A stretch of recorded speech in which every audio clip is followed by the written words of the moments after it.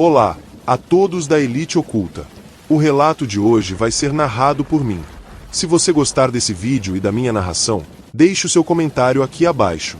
Hoje você vai conhecer um relato que nunca foi divulgado publicamente, mas que circula discretamente entre pessoas que em algum momento estiveram ligadas aos bastidores do Vaticano. O que você vai ouvir agora não é uma teoria qualquer, é uma experiência pessoal contada por alguém que teve acesso ao interior da instituição mais fechada do mundo, e o que ele descobriu pode mudar completamente a forma como você enxerga o que realmente acontece dentro da igreja. O nome dele é Francisco Lorenzo, um jovem italiano apaixonado por história e arqueologia religiosa, que jamais imaginou que sua carreira o colocaria frente a frente com algo que ele até hoje não consegue explicar. E tudo começou em meados de 2004, quando Francisco, recém-formado em História Antiga pela Universidade La Sapienza, em Roma, foi aceito como estagiário voluntário no Arquivo Apostólico do Vaticano. Naquela época, o local ainda era conhecido por seu nome mais temido e respeitado: Arquivo Secreto, Vaticano. Seu trabalho inicial parecia simples, quase burocrático: acompanhar estudiosos credenciados, digitalizar documentos antigos, auxiliar na organização de manuscritos e fazer pequenas traduções de textos datados dos primeiros séculos do cristianismo. A maioria dos documentos estava em grego arcaico, latim vulgar e aramaico. Muitas vezes estão deteriorados, que era necessário usar luvas especiais e ferramentas de conservação para manuseá-los sem causar danos irreversíveis. Desde o primeiro dia, Francisco percebeu o rigor e a disciplina do ambiente. O silêncio era absoluto, interrompido apenas pelo som ocasional das impressoras de digitalização e dos passos apressados de monges e pesquisadores. Os corredores eram frios, revestidos por paredes de pedra antiga, com prateleiras altas, repletas de códices protegidos por vidro. Havia sempre uma sensação de reverência, não apenas pelos textos preservados, mas pelo próprio espaço, como se ali estivesse uma presença silenciosa que observava tudo atentamente. O controle era absoluto. Nada de celulares, gravadores ou qualquer equipamento externo. A vigilância era feita por guardas discretos, mas visivelmente atentos. Nos primeiros meses, a rotina de Francisco foi monótona, ainda que intelectualmente estimulante.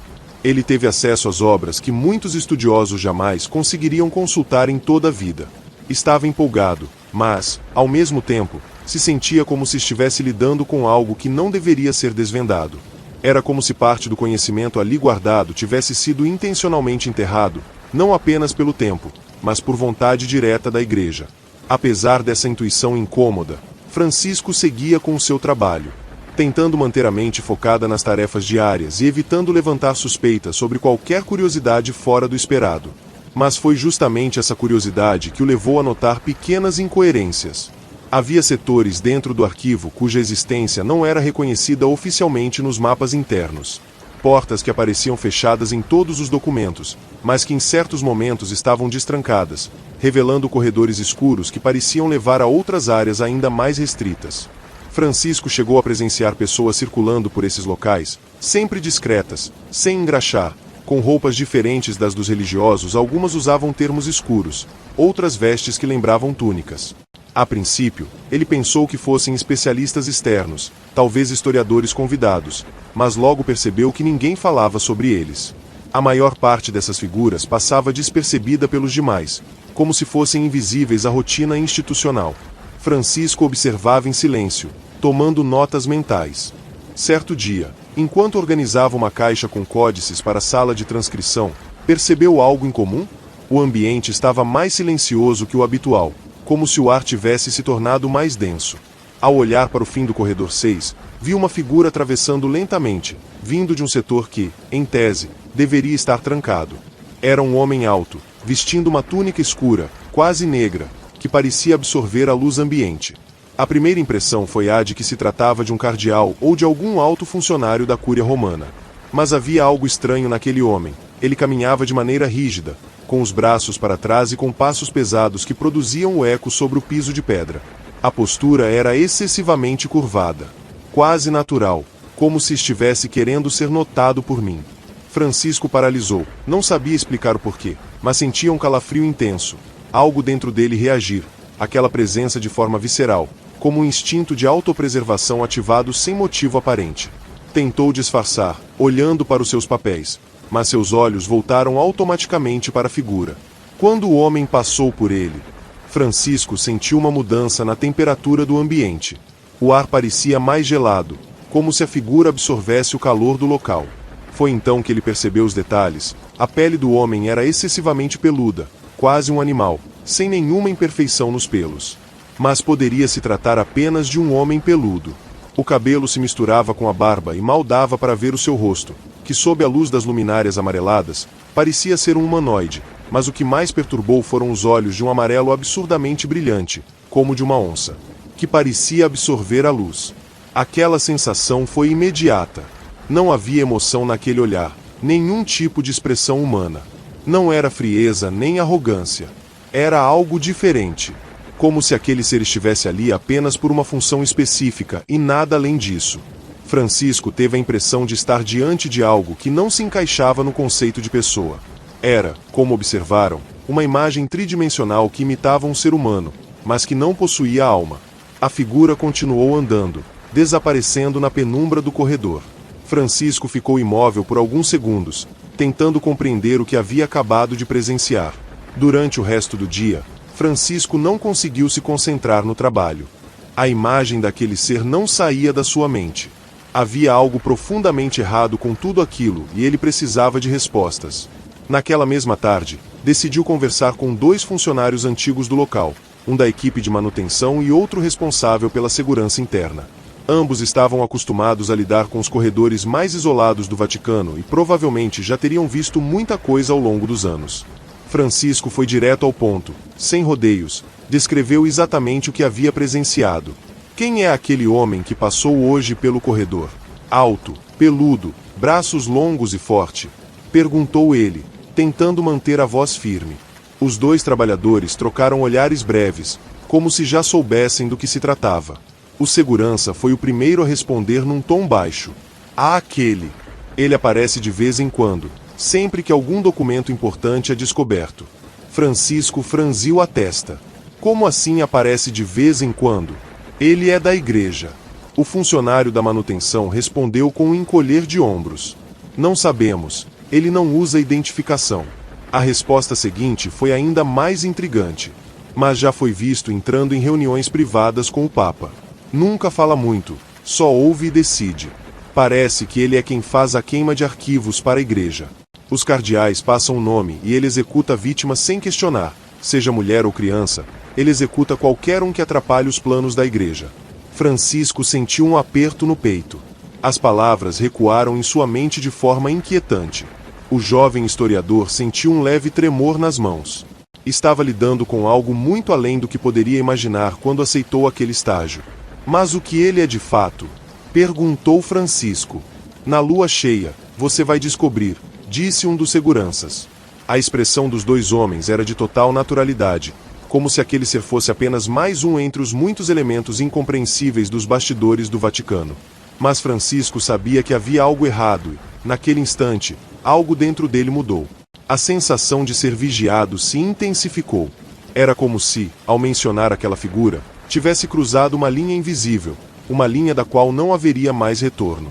Francisco não dormiu naquela noite, mesmo deitado em seu pequeno quarto alugado, com as janelas fechadas e os ruídos abafados da cidade ao fundo, sentia-se exposto à figura daquele homem. Ou seja, lá o que fosse continuava vivida em sua mente.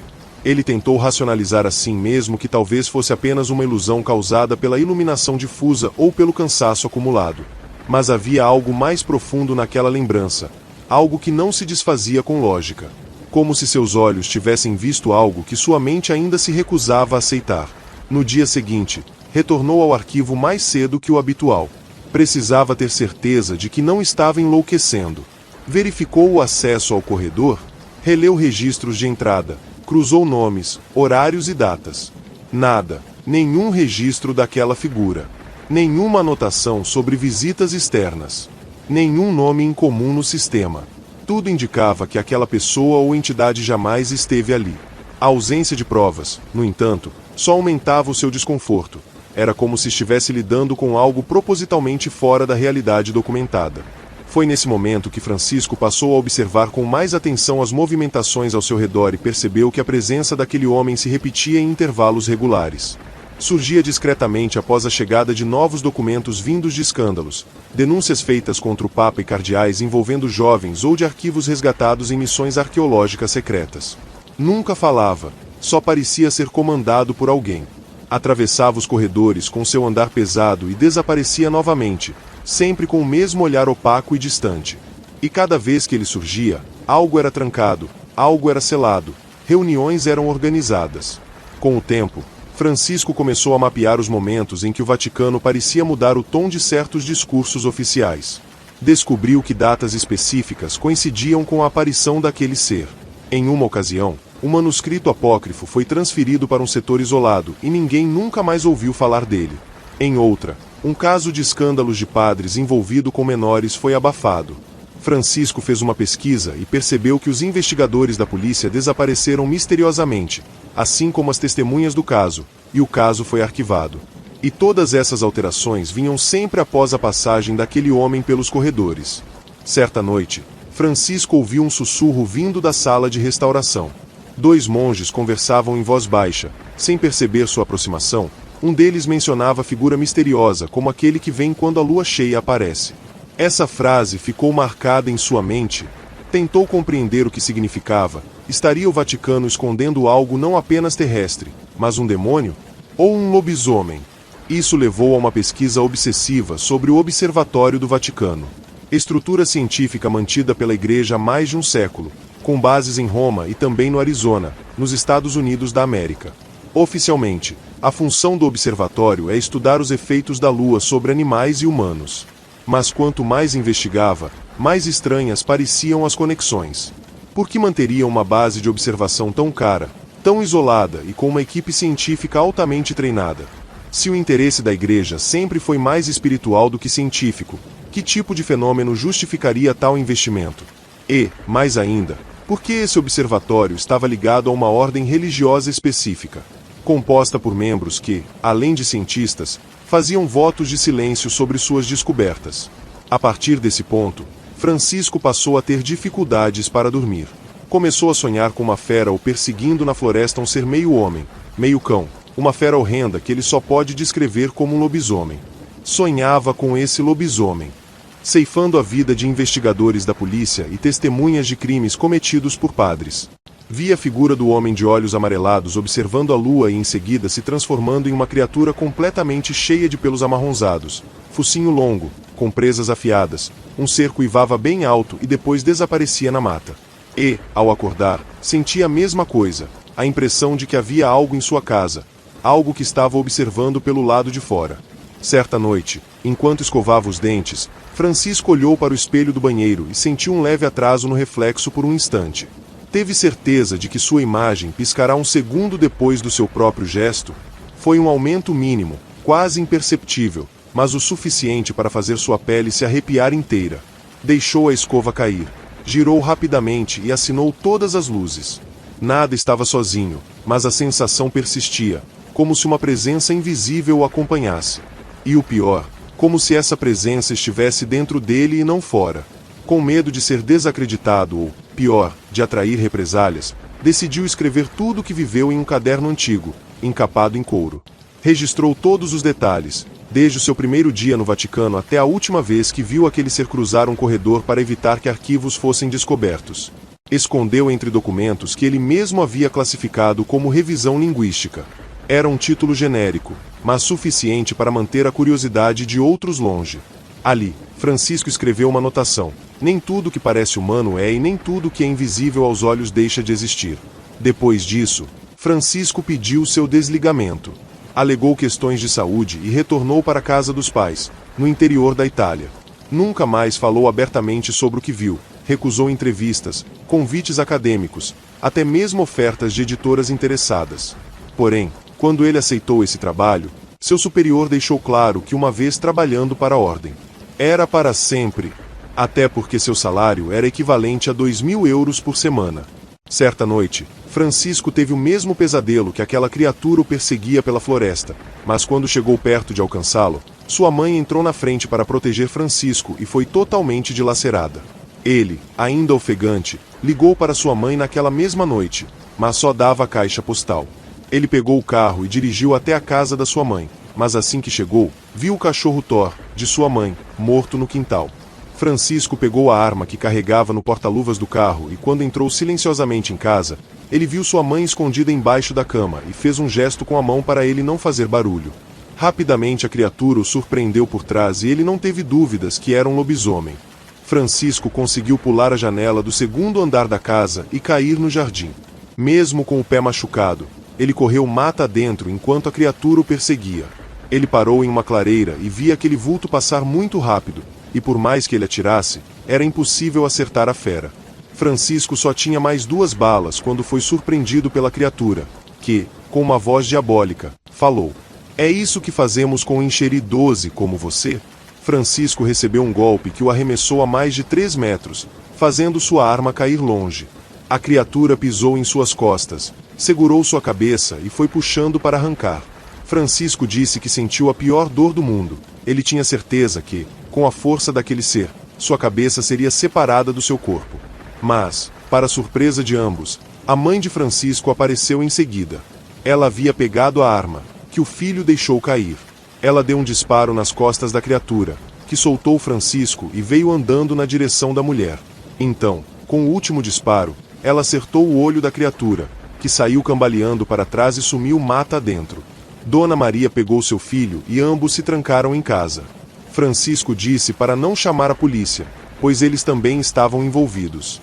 Quando o susto passou, eles se mudaram para longe dali, sem deixar pistas. Em seus relatos, dizem que Francisco abandonou completamente a carreira e hoje vive de forma reclusa, longe de qualquer cidade grande, sem acesso à internet, mas entre os poucos que ainda têm contato com ele. Todos dizem a mesma coisa: ele nunca mais foi o mesmo.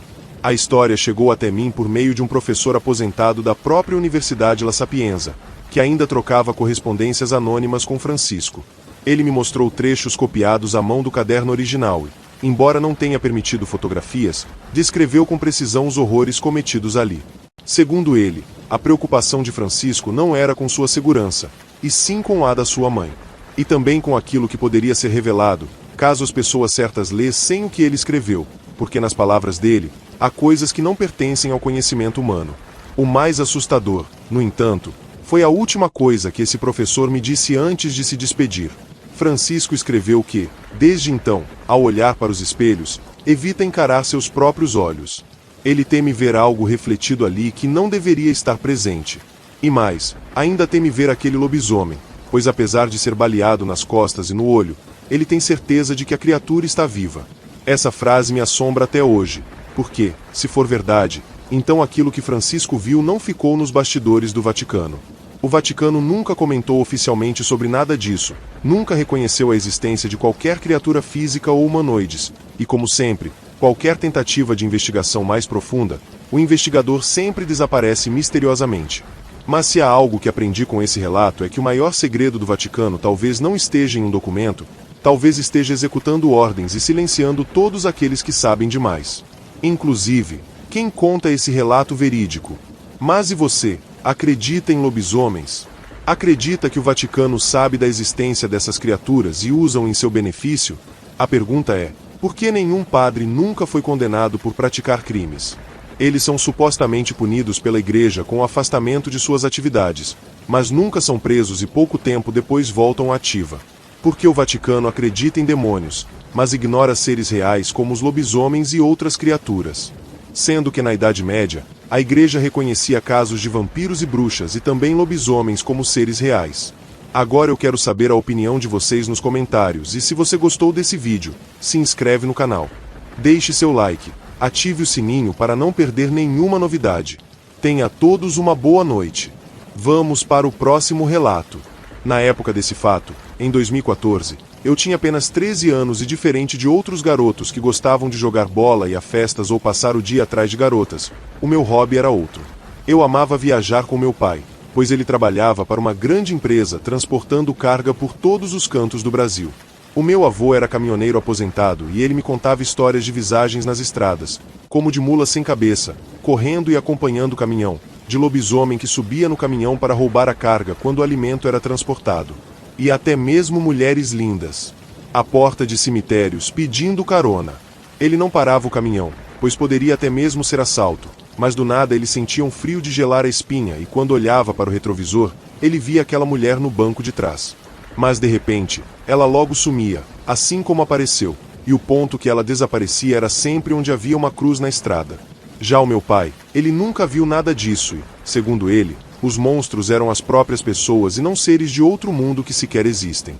Eu gostava das histórias, mas não levava a sério, pois amava estar viajando com meu pai. A estrada é um lugar estranho. Durante o dia, parece inofensiva quilômetros de asfalto cortando paisagens conhecidas, o rádio ligado e a vida seguindo em frente. Mas quando a noite cai, tudo muda. O silêncio se torna denso, as sombras parecem mais longas e a sensação de que você não está sozinho se instala. Quem passa muito tempo nas estradas sabe que algumas histórias nunca deveriam ser contadas. E alguns encontros nunca deveriam acontecer. E, por isso, tomem cuidado, nem tudo que aparece no retrovisor é só um reflexo. Boa noite, Elite Oculta. Eu gostaria de compartilhar o meu relato com você. Eu cresci ouvindo as histórias de caminhoneiros contadas pelo meu pai, o Walter, que passa a maior parte da vida na estrada há mais de 20 anos. Quando eu era criança, acordava de madrugada e espiava pela fresta da cortina, vendo sair de casa segurando a xícara de café amargo. E demorou muitos anos até que eu, Gustavo, tivesse a chance de acompanhar o meu pai em uma de suas viagens. Mal imaginava que nessa primeira vez algo aconteceria e transformaria completamente a forma como eu via as rodovias brasileiras. A oportunidade apareceu no fim do ano, assim que as aulas terminaram. O meu pai me convidou para ir de São Paulo até Petrolina e Pernambuco. A ideia era levar uma carga de ovos e depois voltar com frutas típicas da região. Eu estava animado, sonhando em finalmente vivenciar o dia a dia na boleia e ver as paisagens passarem e parar na lanchonete de beira de estrada para comer pão de queijo. Nos primeiros dias, tudo corria numa boa. A BR-116 estava movimentada e fazíamos paradas, tranquila, e eu aproveitava cada instante do lado do meu pai. Observava ele conversando no rádio com outros motoristas sobre o preço dos combustíveis e os famosos pontos críticos, trechos onde os roubos e acidentes são frequentes. Ele sempre demonstrava confiança, as mãos firmes no volante e o olhar atento ao retrovisor. Na terceira noite, já perto de Minas Gerais, pegamos um trecho muito deserto. O movimento diminuiu bastante e o cansaço me venceu. O meu pai insistiu para que eu tirasse uma soneca no banco do lado. Eu acabei dormindo, mas acordei de repente, sem entender o porquê. Eu fiquei quieto, tentando me concentrar até perceber um ar estranho, um pouco pesado. Pareceu-me que o caminhão estava rodando mais devagar, mesmo com o motor ainda forte. Olhei para meu pai, ele continuava concentrado na estrada vazia, mas percebia suas mãos apertando o volante com mais força do que o normal, como se estivesse nervoso. Foi então que notei que algo no espelho lateral uma forma rápida e indefinida, como se alguém estivesse pendurado na carroceria por um segundo. Achei que fosse só um reflexo, tentei me convencer de que era coisa da minha cabeça. E mesmo meio atordoado pelo sono, um calafrio tomou conta de mim. Pai, você reparou nisso? Eu perguntei. Meio inseguro, ele continuou encarando a pista, soltou um suspiro e respondeu. Eu vi, sim, mas fica calmo, filho, pode ser reflexo ou alguma sombra. Logo decidimos parar em um posto. Eu notei que a sua voz tremeu levemente, o que não era comum. E quase uma hora se passou, até vemos a placa de um posto de combustível. O lugar era simples, 2 bombas, uma conveniência modesta e um grande pátio de terra batida com alguns caminhões estacionados. Um cachorro magro, de pelo escuro e muito grande. Ele rondava perto da área de lavagem e assim que paramos um rapaz chamado Rony. Ele não parecia ter nem 18 anos e ele veio falar com a gente. Ele cumprimentou meu pai, mas ficou ali no fixo. Como se percebesse algo de errado de cara. E antes de descermos, o cachorro começou a latir do nada, no jeito desesperado. No início, eu achei que fosse só mania de cachorro de posto, mas Rony empalideceu. E disse, é melhor vocês não ficarem muito tempo por aqui. Ele dizia isso lançando um olhar preocupado para a carroceria. O meu pai perguntou, o que houve, meu amigo? E perguntou, tentando manter a calma. O rapaz engoliu em seco e disse, só sigam em frente, senhor, se vocês pararem, pode ficar pior.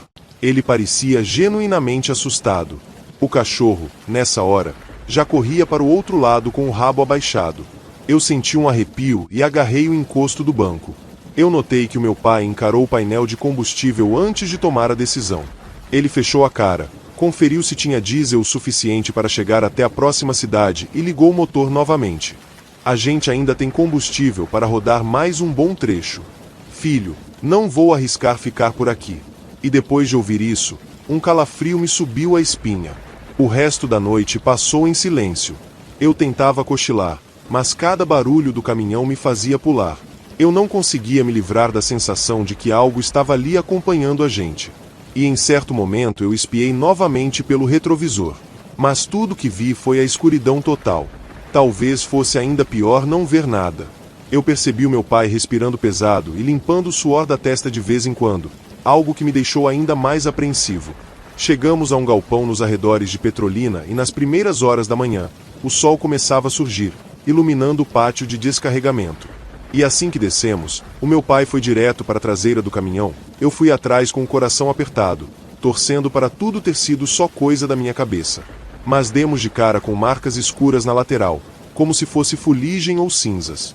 Parecia a impressão de mãos de dedos espalhadas por uma camada fina de pó e um tufo de pelos negros. Aquilo me deu um nome na garganta. Ficamos parados ali sem falar nada, até o pessoal do depósito aparecer para receber a carga.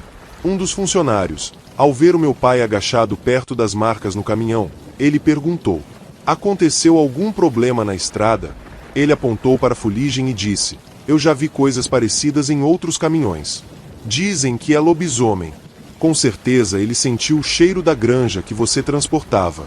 Mas como não viu nenhuma oportunidade de invadir o caminhão, ele resolveu não atacar. Mas cuidado, pois você vai voltar com alimentos no caminhão e essa coisa pode voltar ainda mais que hoje é noite de lua cheia. O meu pai olhou para o rapaz e disse numa voz abafada: olha aqui, cara, podemos só descarregar o caminhão? O rapaz deu de ombros e disse: eu vou chamar o pessoal para ajudar. E mais tarde, enquanto descarregavam, eu me afastei um pouco e fiquei encarando o caminhão de longe, tentando entender o que tinha acontecido. Alguns motoristas mais velhos, que já rondaram o país inteiro, se aproximaram e me contaram histórias sobre lobisomens nas estradas, mas tudo em sussurros, como se não quisessem chamar a atenção. Aquilo só tornava tudo mais real e assustador. E depois daquela noite, eu nunca mais consegui deitar no banco do passageiro de um caminhão. Sim, lembrar do vulto no espelho ou da impressão de que alguma coisa ia junto com a gente. E, apesar de tudo, o meu pai continuou firme no ofício. E eu? Bom, até hoje, quando ouço o ronco do motor a diesel na escuridão, eu sinto aquele arrepio voltando, como se a estrada ainda me devesse uma explicação. Bem, carregamos a granja no caminhão e voltamos para São Paulo. Foram horas infinitas de viagem até que anoiteceu. Até então, tudo parecia tranquilo. A estrada estava deserta e só se via a escuridão por todos os lados, e foi aí que meu pai falou que precisava parar o caminhão, pois precisava fazer o número 1. Eu decidi esperar ele ali mesmo, na cabine, mas antes que ele saísse, eu falei: pai, pega a arma que está no porta-luvas. Ele disse que não seria preciso, mas eu insisti e então ele pegou o revólver, colocou na cintura e desceu do caminhão. 5 minutos haviam se passado e nada do meu pai aparecer. Eu fiquei preocupado e muito apavorado. Pensei no pior e então, em uma atitude desesperada, eu buzinei para chamar a sua atenção e nesse exato momento que eu buzinei, eu ouvi tiros. Foram 3 disparos e um uivo que ecoou pela floresta. Eu fiquei com muito medo e tranquei a porta e em seguida meu pai aparece com uma cara de horror. Eu abri a porta e ele acelerou o caminhão e não disse uma palavra. O meu pai estava ferido. Havia um corte profundo em seu braço, como se um animal o tivesse atacado com longas garras. E quando o dia amanheceu, eu perguntei ao meu pai: o que houve? Ele disse que assim que desceu do caminhão, ele viu uma silhueta de um bicho em cima da carga. Mas quando aquilo viu meu pai, a coisa pulou para a floresta e como ele estava armado, ele resolveu seguir aquilo.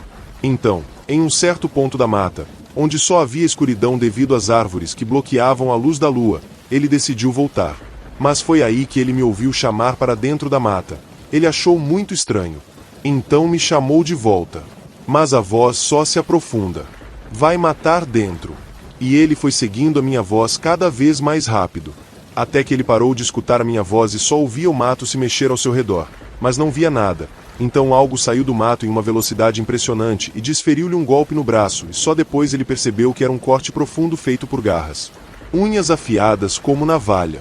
Ele não podia correr e nem gritar, pois sabia que a coisa estava espreita para atacar novamente. Então ele ficou apontando a arma, sem sucesso, para o que quer que fosse aquilo.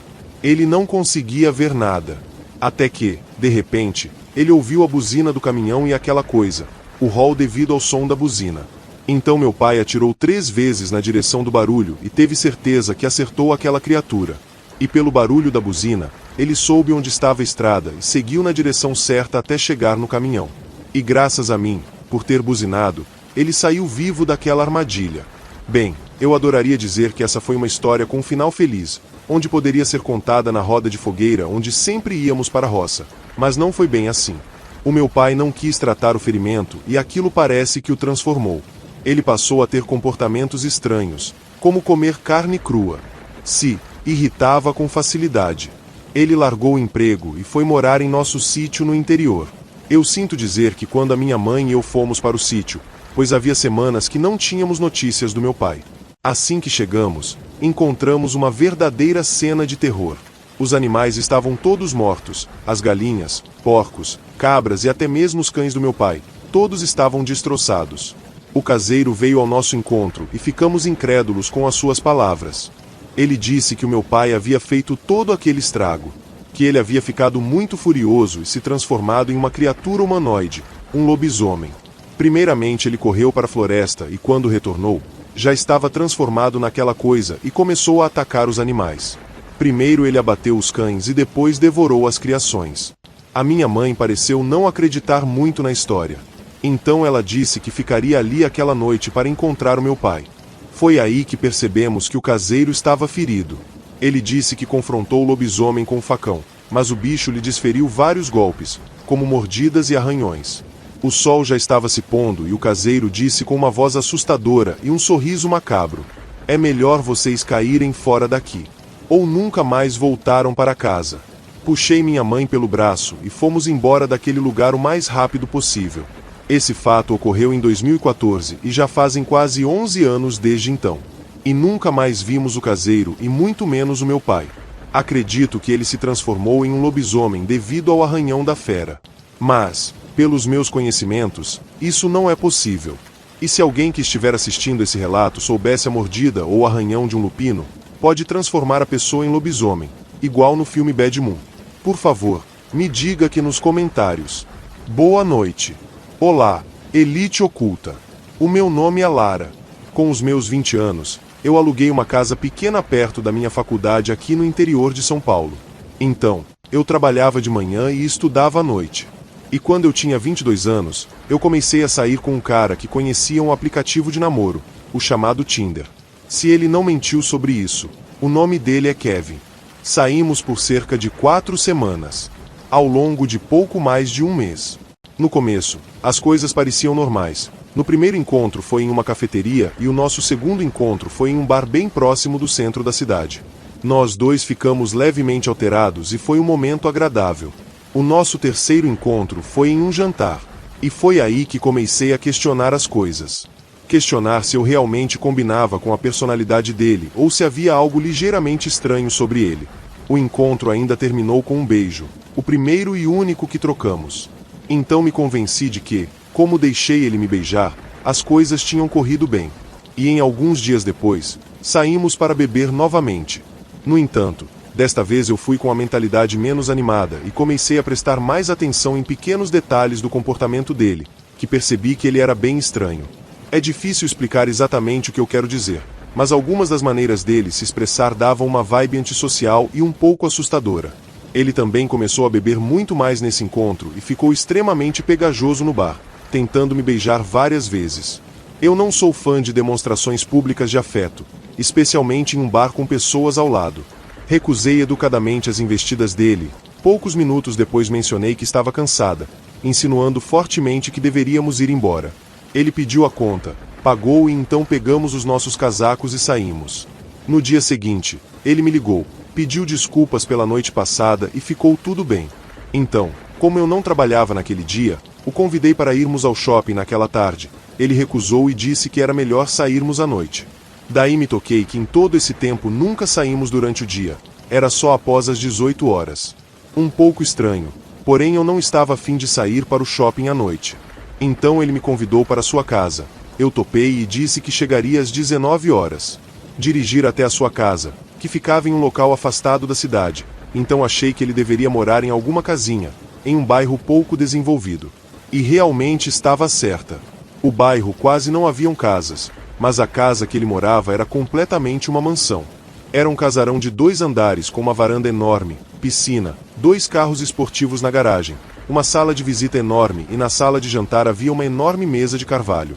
Achei estranho quando perguntei quantas pessoas moravam na casa e ele disse que era somente ele e os empregados que moravam na casa aos fundos. Interessei-me por ele e ali já foi de 0 a 1000. Eu também morava sozinha, mas mal dava conta de pagar as minhas dívidas. E se eu me casasse com um cara daquele? Estava realizada financeiramente. Ele era muito lindo, mas o seu problema era ser pegajoso, usar roupas sociais ou esportivas e falava muito bem.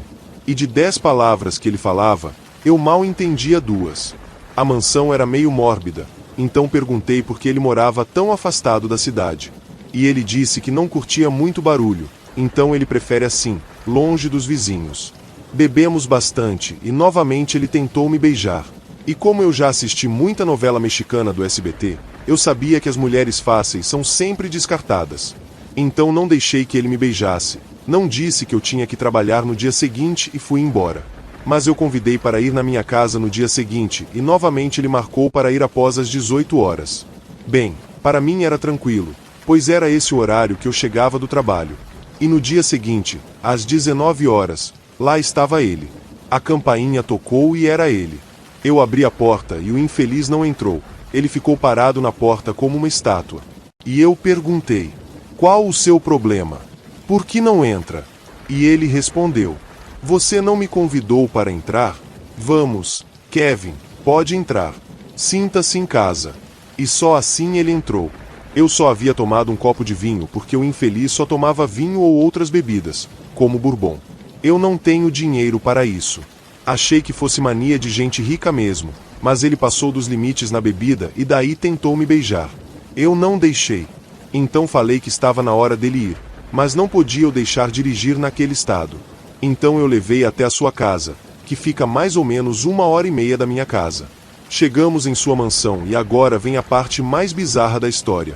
Nós, mulheres, gostamos de se ver toda hora em espelhos. Mas todos os espelhos da casa dele eram cobertos por um lençol branco. Eu deixei isso para lá, peguei o meu celular e tirei uma foto nossa juntos. Ele estava tão bêbado que nem percebeu. Então, ele deitou no sofá e dormiu. Eu andei um pouco pela casa e percebi muita coisa estranha. E na geladeira não havia comida, era só bebida e um suco avermelhado que eu achei que fosse de morango. E quando fui tomar um copo, quando provei, eu quase vomitei. Aquilo era sangue puro. Eu saí dali assustada. Decidi que não o veria mais. Fui para o meu carro, que estava estacionado do outro lado da rua, e comecei a dirigir devagar para casa, já que tinha bebido. Que também estava extremamente alerta ao meu redor, procurando policiais. E talvez por isso eu percebi que havia um carro atrás de mim. E depois de pelo menos 3 curvas em um determinado semáforo, eu percebi que se parecia com o carro do Kevin. Mandei uma mensagem para ele: você está me seguindo? Ele respondeu rapidamente: sim. Só quero ter certeza de que você chegue bem em casa. Eu liguei para ele, mas ele não atendeu. E isso foi muito estranho e francamente assustador. Encostei o carro e mandei uma mensagem para ele parar de me seguir, que eu estava bem. Ele parou no meio da rua por um segundo, presumo que para ler a minha mensagem, e então dirigiu, passando por mim. Ele não respondeu a mensagem e quando cheguei em casa e já estava na minha cama, a mensagem que ele me mandou foi a seguinte: querida Lara, espero não ter te assustado essa noite. E desculpa por ter ficado tão bêbado. Da próxima vez, deveríamos fazer algo mais tranquilo, tipo um jantar na minha casa ou algo assim. Eu não respondi. Então, na manhã seguinte, ele mandou outra mensagem. Achei melhor responder antes que piorasse e eu disse: ei, eu adorei te conhecer, mas acho que nossas personalidades não combinam muito. Além disso, eu quero focar mais em mim, espero que entenda. E foi aí que começaram as mensagens de raiva. A pior delas foi: não, eu não entendo. Você me enrolou por 4 encontros para me dizer isso. E na noite seguinte eu percebi que alguém havia entrado na minha casa, e era o Kevin às 2 da manhã. Eu falei que se ele não fosse embora, eu chamaria a polícia. E na minha casa tem um espelho enorme na sala. E qual não foi a minha surpresa quando não vi o reflexo do Kevin no espelho? Era como se ele fosse invisível. Então eu gritei: está repreendido em nome de Jesus. Saia da minha casa, demônio. Ele fez um rosnado com a boca, demonstrando enormes presas. Peguei o crucifixo que ficava na parede da cozinha, apontei para ele, fui orando e repreendendo todo aquele mal. Ele foi saindo de costas, rosnando e tentando me acertar com unhas enormes que pareciam garras. Notei que a sua pele empalideceu e as suas orelhas ficaram pontudas. E assim que ele saiu, eu tranquei a porta e quando fui olhar pela janela, ele já não estava em lugar algum. Mas um lobo enorme que nem existe aqui no Brasil, estava correndo para longe. Era tipo um russo siberiano, só que bem maior e mais assustador. E quando a polícia chegou, eu falei que ele se chamava Kevin e mostrei a foto nossa aos policiais. E adivinhem? Na foto, só aparecia eu abraçada com o vento.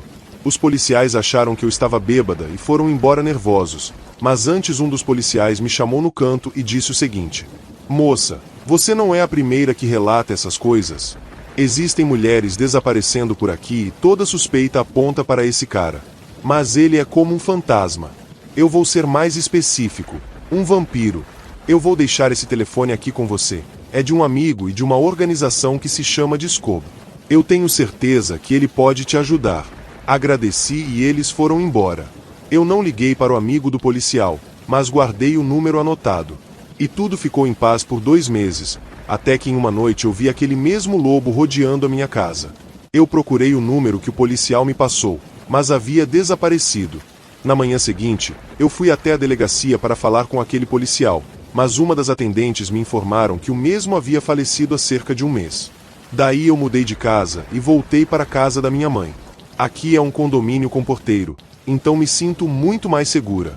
Será que aquele cara era realmente um vampiro do Tinder? Boa noite. Vamos para o próximo relato. Olá, Elite Oculta. Eu me chamo Joaquim Jonathan. Eu tenho 53 anos, e há muito tempo, quando eu era criança, por volta dos 8 ou 9 anos, a minha família e eu íamos regularmente à igreja na cidade onde nasci, em Cartas Altas. Eu lembro-me que em várias ocasiões ao término da missa, eu sempre me ajantava no caminho de volta para casa, pois a cidade era pequena e eu conhecia bem o trajeto. Vale dizer também que havia um caminho estreito perto da minha casa, cercado apenas por mato. E sempre que eu passava por esse caminho eu sentia um frio na barriga. E talvez isso se devesse ao fato de que se contava uma lenda do cão do inferno, um grande cão negro que aparece para pessoas no mato. E muitos acreditam nessa lenda até o ponto de que o simples ato de pensar nessas criaturas já chama sua presença. Uma noite após sair da igreja, muito tarde, por volta das 11 da noite, eu voltava tranquilamente para casa. Eu tinha me adiantado, como de costume, mas ao passar pelo caminho estreito, algo me fez olhar para trás. Ao longe, eu distingui uma figura que parecia com um cachorro, com olhos vermelhos sobressaindo na escuridão, me encarando fixamente. Eu fiquei tão assustado que comecei a chorar, o que alarmou a minha mãe, que vinha alguns metros atrás de mim. Ela se assustou ao me ver no chão, chorando, pensando que eu tinha sido mordido por uma cobra. E embora, na verdade, eu nunca tenha contado a ela o que realmente vi. E para o meu azar, essa não foi a última vez que eu vi aquela criatura. Sempre que eu voltava tarde para casa, eu sentia a necessidade de me adiantar, mas, ao mesmo tempo, um impulso mais forte me fazia olhar para trás. E lá estava ele. Aquela figura escura cada vez mais próxima e por algum motivo, por mais estranho que pareça, eu já não sentia mais medo. Até pensei que estava começando a me acostumar com a sua presença, mas como eu disse isso foi o que pensei. Até que um dia ele se aproximou demais. Era um animal grande, com a sua aparência magra, semelhante a um cachorro de rua completamente negro, com olhos brilhantes e vermelhos que não precisavam de luz para brilhar. Fiquei paralisado olhando para aquela coisa, até que senti algo tentando me puxar para a mata. Só então eu gritei com todas as minhas forças. A minha mãe não demorou a chegar. E a minha mãe, assustada vendo a criatura que a fez paralisar de terror, ela começou a gritar. O meu tio dito que era o seu irmão. E ela gritava: dito lobisomem, quer levar o Joaquim? O meu tio dito, armado com o rifle do meu bisavô, ele saiu e disparou várias vezes em direção à criatura, que logo em seguida deu o rua estrondoso, mas o meu tio fez aquela coisa correr. E depois disso, a minha mãe me levou de volta à igreja, mas o padre José não estava. Então o Frei Damião, assistente do padre José, ele me levou para uma sala aos fundos da igreja, onde realizaram várias limpezas e rituais em mim durante horas. O meu tio achou estranho o sumiço repentino do padre José, então ele foi armado até a sua casa e lá encontrou o padre. Ele estava com um ferimento de bala no ombro. O meu tio fez o padre confessar todas as maldades que estava fazendo com as crianças da vila. Então o padre assumiu e disse que não era intencional, ele simplesmente ficava possuído por um demônio chamado Asmordeu. Que um certo ritual ele expulsou esse demônio de um garotinho, mas o demônio passou a possuir o padre. Ele se transformava naquela fera e passava a perseguir os garotos da igreja. Então ele encantava os meninos na forma lupina e quando ele se aproximava, a criatura os devoravam e isso só não aconteceu comigo porque a minha mãe e o meu tio chegaram a tempo. O meu tio, com muita raiva, mirou seu rifle para o padre e ameaçou atirar. Então o padre disse: homem, você não vai conseguir me matar com isso. Então o meu tio atirou várias vezes contra o padre e ele ficou ali caído. Então meu tio foi até a delegacia e confessou o crime. Mas quando a polícia chegou lá, não havia nem sinal do padre e nem provas que condiziam com a história do meu tio. Os policiais acharam que o meu tio estava ficando louco. E desde aquele dia, eu nunca mais vi o cão do inferno e nem é preciso dizer o motivo. Mas como muitos não acreditaram em mim, eu reforçarei que essa história é real. Eu tenho testemunho da minha mãe, das minhas irmãs, os meus tios e os meus avós, os meus avós. Tem histórias bem mais interessantes que a minha e qualquer dia eu vou enviar para o canal. Boa noite.